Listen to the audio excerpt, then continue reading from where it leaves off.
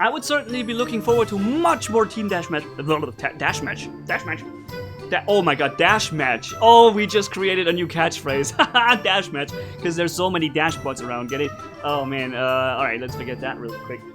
What's up, friends of the good moon? This is Manni and welcome to the 3.3 test server on War Robots that was going on the last weekend. I'm sorry, I couldn't make the video earlier, but here we go. And the reason for this test server was the Team Deathmatch game mode. Something awesome, guys. I wanted to show you this for a while now, but it hasn't come back in the test servers for a bit. Finally, it's here on all maps. And the Team Deathmatch has a very, very strategic own, system that it follows, that you have to kind of be aware of the fact that you shouldn't really run through your bots. That's the most important thing. Try to be careful and try not to just rush in and lose your bots in 2 minutes. That's the worst thing you can do on the Team Deathmatch because it really rewards you for staying alive for a very long time. And I knew that everyone will be able to pick dash bots. And I knew there was going to be so many dash bots and hashies around that I felt like, hey, you know what? Let's just use the Zeus on the Carnage so that we can completely annoy all those guys with their shields and bypass them, right? And that perfectly worked because there's so much dash bots around. I don't know why this one guy still has a Galahad though. That really didn't fit in my plans.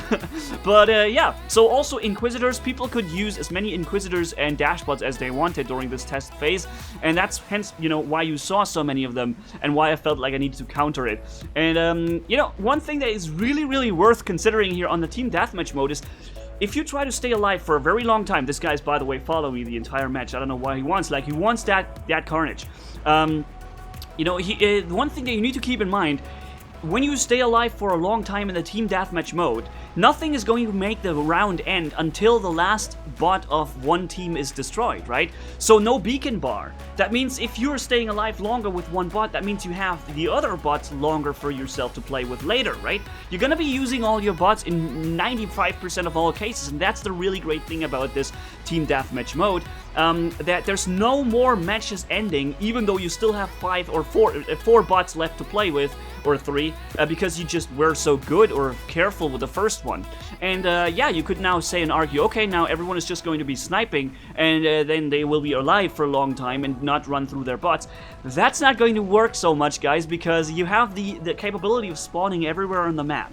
So when you decide to go with a sniper, you basically allow yourself to be taken on by a knife bot with your sniper weapons, and that kind of doesn't really work very well. So first off, it's really nice that it kind of pushes away the sniper meta a little bit further away. Not entirely, but a little bit further away, because in the beginning everyone is still spawning at their normal, spawn locations. So it's, it's still an opportunity to snipe. But once the match is really in progress, then the sniper is a little bit less useful, I would say. And, yeah, so there it is. He finally got me. This freaking Galahad with his, like, what is he even, now, basically, he's also scrapping his Galahad now, which is funny. Like, his main goal was to just get that bot and then, scrap him. He's sacrificing his bot with 100% health now. I don't understand. Oh, well, we're now here in our own Inquisitor here, and I'm trying to hunt down this, Bulgazari. And I already jumped once, but thankfully I can just hide a little bit behind cover, because the damage output of this Ember and Tyrants are good, but not as high as the alpha damage that these 3 Orcans have that he has, right? So I still have to be careful. I'm waiting for my jump ability to come back so I can take him out. Now I'm firing around the corner, kind of, because he's walking into this flame fire, and now we're here. I would be destroyed now if it wasn't for this jump and stealth ability.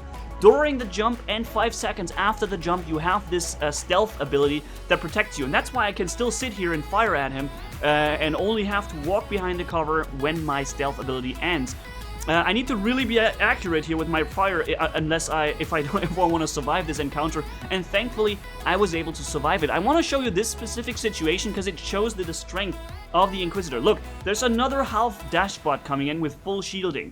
All my 3 weapons bypass shields. Normally he would just kill me. I have 6,500 health, but I was thankfully still having all 3 of my weapons left, and I have the stealth ability for the jump and after the jump, so I could just take out that bot that was otherwise almost impossible to kill with a completely crippled bot of my own, right? And that is very, very powerful. That's what makes the Inquisitor so powerful. If you use it so that you basically only attack with your jump, then you can maximize the damage potential and survivability of this bot a lot. Okay. However, and this is the thing that makes me think that I believe the Inquisitor is still better balanced than, for example, the Hayashi. Once you land and the ability of stealth is gone, you're very vulnerable. You're very quickly killed. Something that doesn't really happen too much to an Hayashi, right? With a shield and dashing away and such. It's harder for me, personally, to kill a Hayashi than it is to kill the Inquisitor. That's my kind of little, if you want to call it a balancing idea that I have, or my analysis of the situation when you compare these two bots. I really enjoy playing it on this Team Deathmatch. I can't tell you guys how much I enjoyed playing it, because finally, nothing is gonna stop me from having fun. No beacon bar that fills down or up and makes the round end, even though I would still be able to have so much fun with my bots. No, none of that. Just fight, just clash and use all your bots and jump around and do whatever you can. And yeah, regarding the spawning situation, there's one thing that needs to be mentioned, I believe. You can currently spawn on 4 corners of the map regardless of what the enemy is doing, right? There's no system currently that says, okay, the enemy team is here, so let's push the available spawn points here.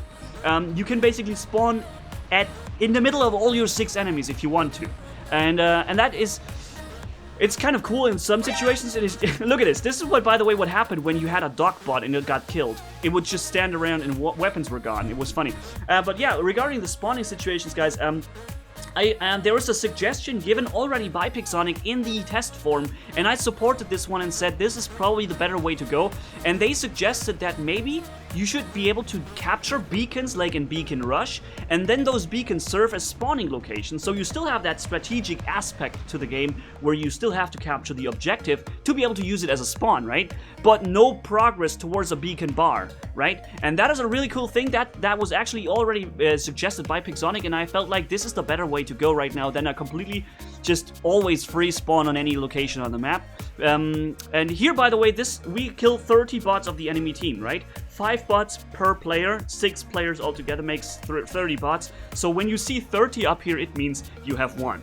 Okay, unless you somehow collect a missile and you're the last bot and you're also getting destroyed now, then it would probably be a draw. But yeah, this is the end of the first match that I want to show you guys. I purposely equipped a lot of things with silver bots and stuff like that because, like I said, I knew there was going to be a ton of Hayashis around, and I didn't want to make the situation even crazier by using all dash bots myself. So I kind of went with only the Inquisitor, and the rest was kind of normal bots. And I believe we had a pretty good round here. And thankfully also here in the test server, this time, I feel like this is the first time, this was the stats I played only with the test server. And this is the hangar that I had, and I previously in the old test servers I was unable to access this window here with the stats. Now during the test server it actually worked. Pretty cool. So that is like everything is locked to level 8 during the test server for those who are not familiar with test servers yet, right? Let's jump right into another round. I'm using the Zeus Carnage at first again because, like I said, there's gonna be a ton of Hayashis around, and I just want to be as annoying as humanly possible to them. So here we go, bam. And I'm speeding up the first few seconds of the gameplay because it's just me with a Carnage, and I don't believe that this is what you want to see so much. So yeah, let's just walk around in twice as much speed and Zeus the heck out of them until the moment comes where I start going into the melee action of the map. Once again, there's more and more Hayashis, and I can just destroy them directly under their shield without having to go into their Taran range or Orkan range, and that's, I think, what makes the Zeus shine a little bit more against the Hayashi, definitely, right? Something you really don't want to run into is a Fury with 3 times Zeus when you're in that Hayashi. This is going to completely demolish your bot very quickly and ignore the shields. So yeah, here we go. We're going like...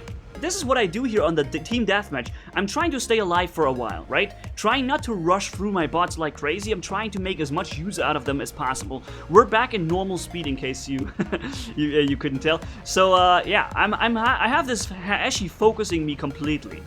With 3 Orkans level 8 while my Zeus level 8 try to hit him, kill his bot before he kills my shield and my bot altogether.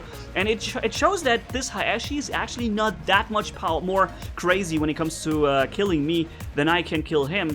Unfortunately though, at the end I'm going to run out of my shield energy, I'm going to be destroyed, and I'm unable to kill him in time. But I feel like I actually was able to do much more than I thought I was going to be able to against that Hayashi.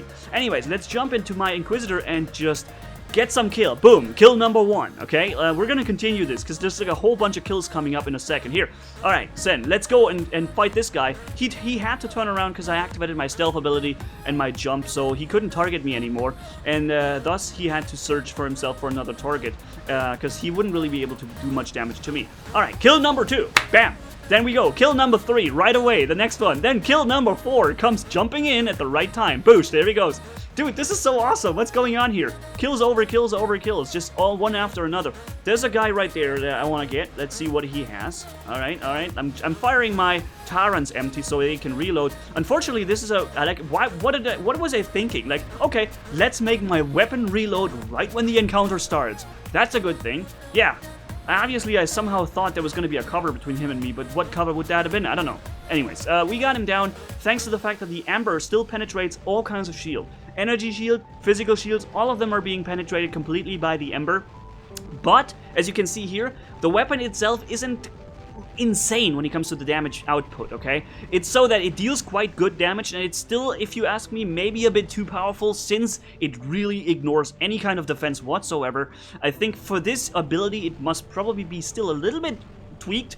Maybe, that's just my opinion, but it's still so that you can say, alright, it's at least it doesn't completely kill a bot in 2 seconds. However, I did test the weapon also on the live server. I'm gonna have some footage for you ready by the end of the week, maybe, or the next week, where I basically with one Fury and 3 Embers eliminated 2 Lancelots like super quick, and then even eliminated a Carnage after that, and that all in like 15 seconds or so, or 20 seconds, like really fast, and defended a beacon by doing so.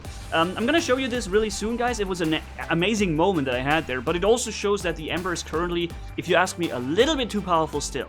So maybe it's a good thing it's in a test server. It is being, we can give some feedback about this. And since this is a test server review video here, I'm putting it in, right? And somehow I thought this guy should have died a long time ago, but he was still able to get me.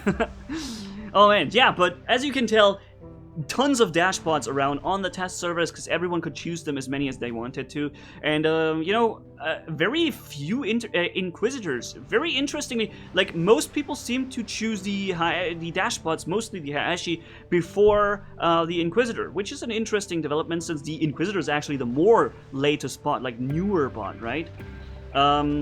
And I thought you'd see a lot more of those, but apparently it's more the Hayashi.